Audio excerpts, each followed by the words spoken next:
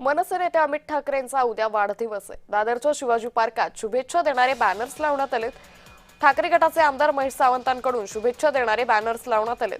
गेल्या विधानसभा निवडणुकीत सावंत यांनी पराभव केला होता आणि याच महेश सावंतांनी अमित ठाकरेंच्या वाढदिवसाचे बॅनर लावल्याचं पाहायला मिळतंय। याचा आढावा घेतलाय आमचे प्रतिनिधी मनोज कुलकर्णी यांनी।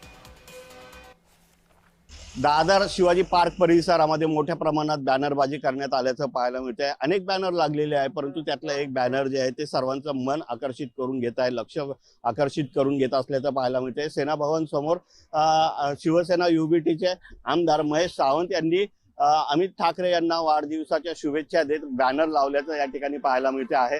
विधानसभा निवडणुकीमध्ये दोघेही एकमेकांच्या विरोधात लढले होते, त्यामध्ये महेश सावंत विजयी सुद्धा झाले होते। त्यानंतर मुंबई महानगरपालिकेच्या निवडणुकीत मनसे आणि शिवसेना युबीटी एकत्र आले होते।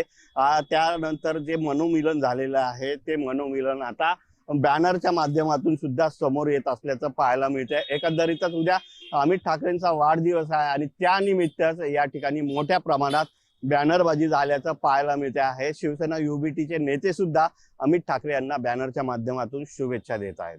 व्हिडिओ जर्नलिस्ट राजेश मनोज कुलकर्णी, जय महाराष्ट्र, मुंबई।